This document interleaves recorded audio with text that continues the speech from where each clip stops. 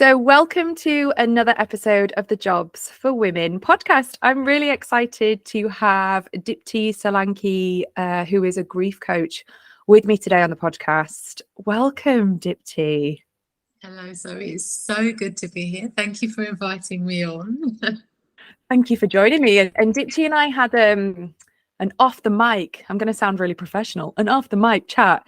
And I could have talked to Dipti for ages because, as you know, Dipti, I'm really fascinated in the subject of grief. I don't know whether that's on a spiritual level, whether I did a personality test the other day and I'm like pure empath, and it was so amazing reading the results back.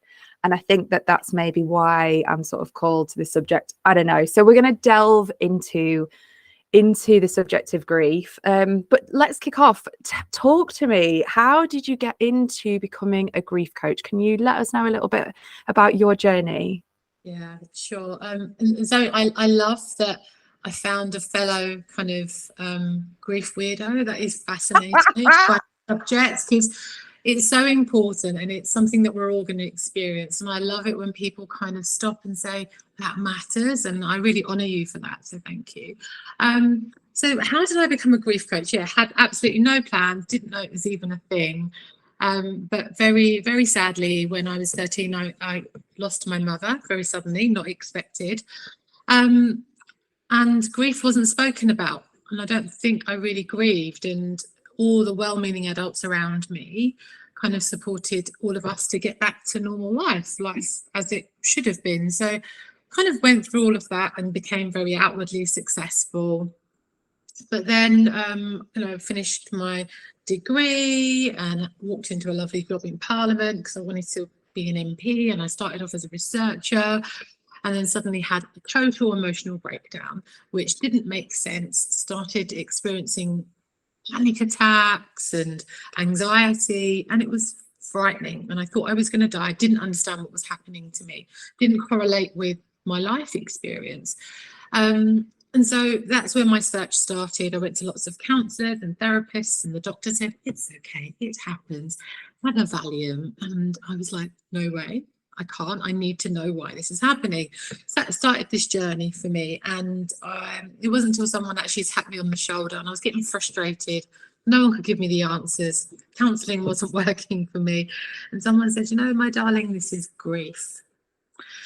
And I turned around and said, don't be so ridiculous. That was such a long time ago. I'm okay. Look, I coped. Aren't I strong? And they said, yeah, but it's all within you still. And so I had nothing to lose, and I went on the whole journey with this grief coach, and it blew my mind. And the things I learned about myself, about grief, about what can cause loss, because it's so much more than bereavement, and what we need to grow through that experience as well. And I decided I was not going to let this go, and I had to tell the world, like, why does everyone not know this? And so much of what we experience as human beings that we think we can't explain was suddenly explained to me. And I was like, wow. So yeah, I think that's where my journey grew. I trained as a homeopath, a therapist, a grief coach, a life coach. And then my work's taken me to lots of different spaces. And yeah, so that's how I ended up where I ended up. Wow. Yeah, with you. And how quick, when you talk about when you had that moment when someone actually said, hey, this is grief, how long after your first loss was that? What period of time are we talking? Well, I was 13 when I lost mum, and it was when I was about 23. Wow. So good 10 years. Yeah, good 10 years. That's incredible. And when you sort of had that realization and then went on the journey and to sort of understand the grief, I guess, does everyone experience it differently? And I know we're going to get into the different types of grief, and it's not all bereavement, just like you've pointed out, but does everyone have a different experience of grief? Yeah, 100%. And I think that's why it's so important to understand what grief means for us. And there are lots of factors that will experience how we experience grief that will affect. So, our upbringing, the messages we've received, our culture, who we are as a person. Are we an empath? Are we someone who runs away from feelings? Are we, so many different factors, the expectation that's placed on us, where we are in the family. So if you have siblings, what's the order of that? So all of that stuff is going to affect how we experience grief. And it's such a unique journey, but there are some stable, consistent factors that we're all going to experience. And I think if we know that, what our starting point is, we can start to make sense of the journey for ourselves as well. Yeah, that makes total sense. And when you work with people, is that the foundation work that you do with people, looking at all of those factors? Yeah, I think the foundation work is so important. So some of the foundation work that I do is we look at our belief systems, right? And the messages that we received when we were children, not just how someone sat us down and said, right, Dipti, this is how I want you to handle sadness, because no one ever does that. I wish they did. But actually, it's more the things we heard and watching the adults around us deal with crises and sad things and angry things. How did the adults around us deal with it? Because that's going to be how we learn to respond to those events in our life. And it's so subconscious, like we don't even know that we're doing it. But if we sit down, like I do with my clients, and we trace it back, it's like, oh, that's where that came from. And then that gives us the opportunity to kind of replace that conditioning and do something in a different way. Yeah, that is so powerful. It's funny because it's not grief related, but with my kids at the moment, like, if they, especially my little boy, like if he started to tell me when he's feeling like angry and he doesn't know why, or he feels sad, and I'm like, let it out, like, please don't hold it in. And it's great that he's like telling me how he feels. And I was speaking to my mum when she lost her dad when she was young, and I feel like she would benefit from talking about her experiences and what wasn't said and what was kind of hidden away. So I think with my kids, I'm really trying to like get them to talk about that emotion and what's coming up for them. Because I guess that's really something that you need to celebrate, that you've managed to create that environment. And I think we're so lucky to be living in the age that we are, where you and I are having conversations like this, where you as a mother feel that you're able to create that environment for your children. I think the generations before us, they had a lot of other external factors they were contending with as well. Yeah. And it just wasn't done. And I just feel fortunate to be able to have these conversations, right? Yeah, like a moment of gratitude. So talk us through you've already touched on, it's not just bereavement grief. There's and when we had our off the record, our first chat when we first met, we talked about, bereavement, not bereavement grief from maybe if you got made redundant, or if we bring it back to like a work situation. Can you talk us through some of the different types of grief? Yeah, sure. So there are so many different types of losses, and loss happens when something suddenly changes in our life, or something unexpected doesn't happen, or what we expected to happen doesn't happen. And so, we can have health-related losses, we can have career-related losses. Let's just look at that, because that's what we kind of want to focus on here a little bit. So, we can, the loss of demotion at work, where we can have a sideways move, perhaps, where we lose our position, when there's bullying going on in the workplace. So much can happen in the workplace, redundancies, but also promotion, because that's a whole big change there in itself. And immediately you think that was something to celebrate. But when we are promoted, when we maybe move into the echelons of leadership, our relationships with our colleagues changes, our relationship with our work changes. Our people will be different with us. We have to be different with people. And within that change, we can miss the way that things used to be, as well as celebrating what is now. And so there's all these different things that we can look at. And also, for women, when we have different periods in our life, like motherhood or perimenopause or menopause or our menstrual cycles and all of that, changes the way that we show up at work. That changes our capacity. not for everyone, but for some people, and our priorities will change. And with that comes a lot of loss, because we've been told that we can have it all, and we've been striving to have it all. And in that striving to have it all, we suffer silently. There's a lot of pressure on us, and then we're forced to make these really horrible decisions, because we do want to do it all, because we're good at it all. But what is the impact on us? And loss and bereavement in the workplace. When anyone has experienced any type of loss, any type of bereavement, whether it's, we can have divorce and separation and friendship losses and all these different types of loss. How do we go back to work? How is the workplace supporting us? Because every time we experience a change, we change as people. How is that reflected in the tasks that we're doing at work? And the wisdom that we gain in these really deep, sorrowful journeys is something that we can add to in the workplace with. How is that being used and utilised?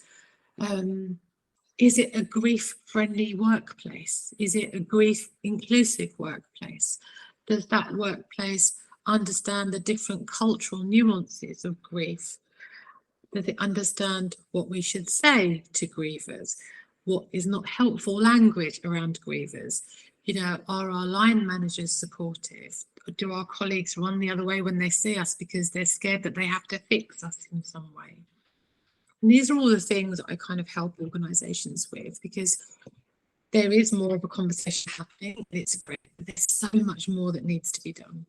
Yeah, definitely. And all of those things, there isn't a guidebook, is there? Like if you're a line manager in an organization trying to do the best that you can do, unless you've had that training or how to support someone in the process of grief. That's why it's important that the training is there, that the organization supports the line manager to then look after that employee. Yeah, 100%. I love that you touched on like the promotion bit, where you think, yes, yeah, I've got a promotion, but actually, yeah, you're totally right. It can just work in the reverse, can't it? It's like relationships will change. And I also, the menopause piece is huge, because I've just interviewed Helen Tomlinson, the UK's government menopause advisor, and we talked a lot about what women go through perimenopause and menopause. This idea of this loss of either due to brain fog or whatever it is, either stepping down, going part-time, demote, because they feel that they can't honor the role. And that is health related. That's not because necessarily they're going, yeah, I'm ready to go part-time. This is like, something health-wise that they're going through. So I'm really glad you touched on that, because that was a great podcast that we recorded. And it's so important that organizations are supporting women if they're going through that process. So when you're working with individual clients, for example, is it often that they have identified that they need support with grief, and that maybe it's a grief that a loss maybe that happened years ago, so you're having to go back? Or do you feel like people are more aware now that they need to be working on supporting themselves in grief? I think people come to me for two different reasons. Either that they get to a point where they're just feeling really stuck, and that can be on an emotional and physical level, because grief causes lots of symptoms, right? And normally losses build up over many, many years since childhood. And because we don't recognise that it's loss, we know that if someone's died, that might be a loss, but I'm feeling okay about it now, I've got through it. But we don't know the impacts of it. So either they're feeling stuck, and this anxiety, number one symptom, just feeling stuck, don't know what to do, don't know who I am, all of those symptoms. Also physical symptoms, and they're the clients that come and say, look, I know a lot has happened to me in my life. I think I've got through it really well, but now why am I left feeling like this? That's because that's the point, they've just got through it, but they've not been able to do the deeper work that they need to really heal from it. The other client will be, yeah, I've experienced this massive loss. I thought I was doing okay. I need a bit of support there. So it can be, and every single time, every client I work with, their mind is blown when they look at, so I do a lot of timeline work with them, and they look at all the losses they've experienced, and they sit back and go, wow, I didn't even realize I was still holding all of that. And I like to liken our work to the decluttering of the heart, right? Let's pick up each loss, look at it, do the healing around it, and release it, so that there's space for us to go, okay, I know who I am a bit more. Like, what do I want to do going forward in my life? What do I need right now? But when we're cluttering up our hearts with that stuff, we feel heavy, we've got physical and emotional symptoms. We can't heal from that. So yeah, 2 different types of clients that will come for that work. That's amazing that you just what that piece that you talked about, like that decluttering, and it makes total sense, doesn't it? If we're holding on to something and we don't even know we're holding on to it. And also, I guess, if you're not recognizing that it is like the grief process that you're holding on, you know, like if you haven't recognized it as a loss, there's something really sorry, go on. No, you go. You know, the one thing that people will say when it comes to that is, I don't know why I feel like I do, because everything in my life is okay, but I don't know why I feel this way. And that's when you know it's because they've not been able to release what's happened. Yeah, so they're just holding on to it. Wow, that is so powerful, isn't it? When you think about it, it's like your body's just storing up these experiences and holding on to these feelings. But if it's not being processed, then how does it manifest then? You talked about anxiety. What if there's someone listening to this now that maybe feels a bit stuck or doesn't know why they feel a certain way? What symptoms might they be experiencing other than anxiety? So anger like you couldn't even understand. Anger like, you know, when something small happens, but your response is so out of proportion that you could even frighten yourself and you feel really silly, actually, like, I don't know why I'm doing that. Low level irritability, sleeplessness, a feeling of heaviness in your body, like you never wake up feeling refreshed, you ache, chronic fatigue, depression, all of that stuff. A lot of digestive symptoms, because we hold grief in the gut, but also we hold it in the lungs. So you're sighing all the time. There's lots of deep breaths happening. You get recurrent chest infections, and you just feel like, you know, sometimes there's nothing pathologically wrong, but you feel like you can't get enough breath in. You know, there's the shortness of breath symptom. So all of this starts to show up, and there's a heaviness about you. There's a tiredness, and you've lost your zest for life, but everything's okay now. Like all that stuff is gone. So when we start to feel like that, there's something emotional going on that needs to be released, because it's heavy. Grief is so heavy. Yeah, I think that's a really good word to describe it, isn't it? You know, like all those symptoms that you just talked about, and then that can affect, you know, a lot of us work full time. It's like, how can you carry all of that, go through some of those symptoms, and then be the best that you at work? It's kind of like you need to do that inner work, don't you, to release. So would you recommend, if someone's listening to this, to do like a timeline if they can't work with a coach, for instance? Is there something that, if someone's listening and they feel maybe triggered or compelled to maybe do a little bit more, what advice could you give to someone? What could they do right now to maybe start on this healing process? Yeah, I think journaling is going to be your best friend. And literally step one, let's not dive into timeline stuff, because that could exacerbate a lot of symptoms. Right. So I think step one is acknowledgement of, okay, I should be feeling okay by my reckoning, but I'm definitely not. First of all, what is it I'm feeling? Not even the why, just the what, because we need to get out of our heads with this grief healing process and really get into our hearts. And when we can just put our hand on our heart and say, okay, like, what is it that I'm feeling? You know, I feel disconnected from my loved ones. I'm not happy at work. I feel that I'm not supported. I'm feeling anxious about things that I should be excited about. I'm not sleeping properly. My skin's sore. Whatever it is that you're experiencing, let's just acknowledge and put it all down on paper, and then look at it and then say, okay, where can I start to support myself? If I'm feeling not heard, can I start journaling every morning and start making space for myself? Can I listen to myself? Can I start there? and like just start writing, pouring out on the pages. You know, you don't need a prompt, just how am I feeling today? What's upsetting me? What am I feeling disconnected from? What do I want to bring into my life? Why am I not able to do that? And just getting curious about you. Just deeply curious and nurturing. And then we can start to make small changes. And the stuff will come up.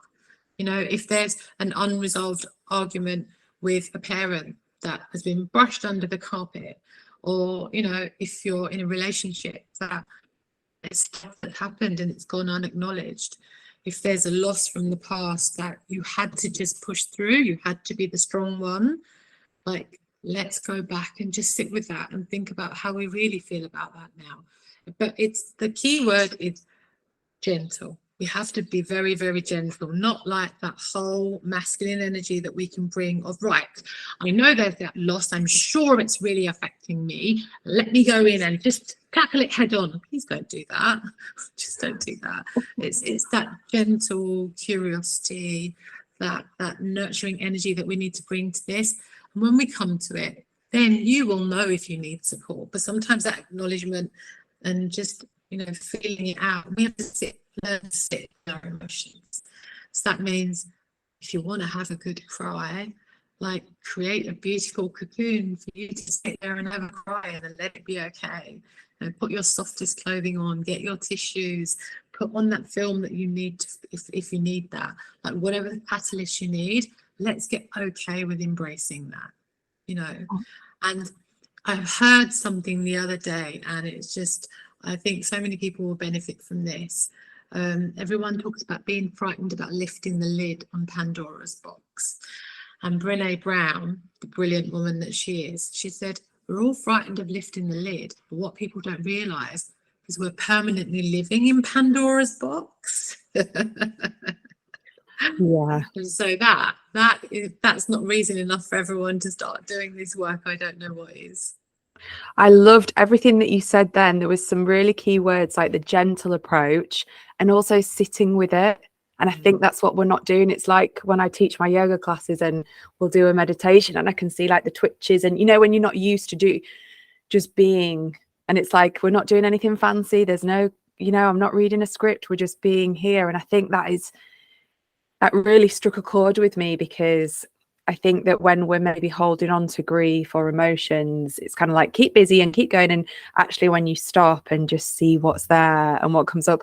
And I also love this idea about this cocoon and, yeah, let it out. I think I need to do a bit of a session like that, because it's funny. Like I notice when I hold things in, like we went to a funeral a good few years ago and it was like, you know, we knew someone through someone. So we almost felt like, should we go? Should we not? When I arrived, I felt like this deep, I just wanted to cry my eyes out. There was this Fleetwood Mac song on, and I felt like, oh, I better not, because I'm not like a direct relative. And afterwards, I got home and I felt like I had this like lump in my throat, and it was all literally stuck.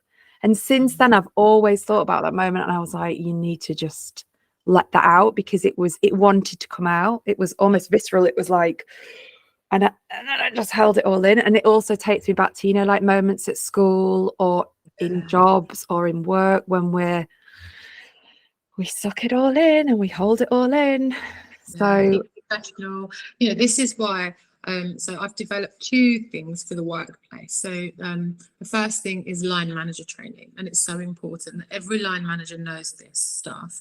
The second is the grief ambassador program, and that is, you know, my vision is to have, just like the mental health first aid, and that's a fantastic program, but it doesn't cover grief and the emotional aspect enough, I feel. I've done the training. And so I've created the grief ambassador program, where we can have ambassadors that keep the conversation going, that there's a safe space for people. They educate everyone. You know, there are safe spaces, and this workplace understands grief. Like, you're going to get your people back to work quicker like that. They're going to know that you really care about them. They're going to know that they don't have to be robots after experiencing something very human when they come back to work. They know they're going to be understood, and they're going to show up for you because you're creating that environment. And this is so important. Compassionate workspaces. Dipti, that is so powerful, because it's like just everything you said then. It's like, obviously organizations want to get their employees back, but it's like, you don't have to come back fixed. No, Come back no. as you are, like when you're ready, but we've got your back. I love that. Yeah. Just makes total sense. Yeah, and employees want to get back. They want to Yeah. get back to what is familiar. They Yeah. want to, but they're scared because they don't know how they're going to be. And that acknowledgement of something huge has happened to you and we see you is just, it's beyond anything you could ever imagine. It's so supportive. Yeah, so And powerful. that's what we want to be creating. I know we've got to wrap up soon, but because I was in a company last summer talking about you know, like when women have babies and they go off on mat leave and they come back like a different person, and they were saying that their retention rates, you know, like come back full time and then they drop to part time, and then it's like, no, I can't do this anymore. Do you think there's an element of loss, like as a woman, you know, like especially first baby, when you just like, and then you go off and have a baby? That must be a huge, I know for me it was, wow, I felt like a totally different person. Motherhood brings so much loss. Parenthood brings so much loss you can't imagine. And again, that's the whole thing of good things bring grief too. They do. And if we acknowledge that, we don't feel like there's something wrong with us. Like, I know when I had my child, everyone was celebrating, and I sat there going, oh, there's something wrong with me because I can't feel joy right now. All I can feel is abject terror, and I don't recognize myself when I look in the mirror. Everything hurts, you know, and I don't know what to do. But there was no conversation around that. And imagine going back to work and you're never going to be the same. Your priorities have shifted, you know, and yeah, there's so much loss that goes. Another conversation, I think, for that A whole one, other but conversation. And I same as you. I was exactly the same when I had my little boy, and everyone was like, yeah, and I was like, oh, this is awful. I know we might listen to this in years to come, but obviously I loved him dearly, but I was like shell shocked. I was like, no, I'm very open with my boys. You know, my Yeah. husband was definitely a better mum for the first 3 months. yeah, same. And I just literally, I remember coming home that day. It was fine in the hospital, coming home and handing him over and going, I think I've just broken the baby. I can't. I said, I can't. I don't think I can do this.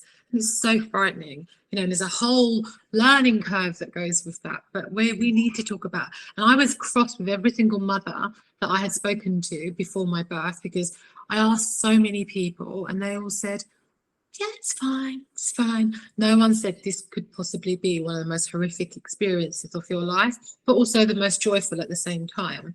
I'd been a bit more prepared for it. And with not having mum there either, it was, yeah. So I'm very honest with people now, and I think it's a conversation that still needs to happen at a deeper level. Yeah, definitely. And organisations, part of the package of supporting mums back to work, needs to be part of it. So if people want to connect with you, what's the best? Where can people find you? So you can email me on dipti@diptisolanki.com. I'm on Instagram at Dipti Grief Coach. Facebook is the same. LinkedIn, Dipti Solanki. So yeah, anything organisational, personal, I'd love to get in touch. Yeah, are you doing more work then with organisations, or are you mixing it up? Are you doing a bit of both, personal coaching and exactly. So at the moment, that's where it is, and I just love the mix of that. But it's just being a grief advocate, you know, just advocating for this and not letting the conversation fall by the wayside, because there's still way too much taboo around something that every single one of us experiences. But we don't have to always talk about the shiny things. If we know grief, if we know ourselves, if we support each other, life becomes a whole elevated experience, I think. So yeah, well said. Amazing. I'll put all the details in the show notes. And thank you so much. I know I said it at the beginning, but I could just talk to you about this subject for hours. Amazing. Thank you so much. It's been wonderful. Thank you so much, though, for having me.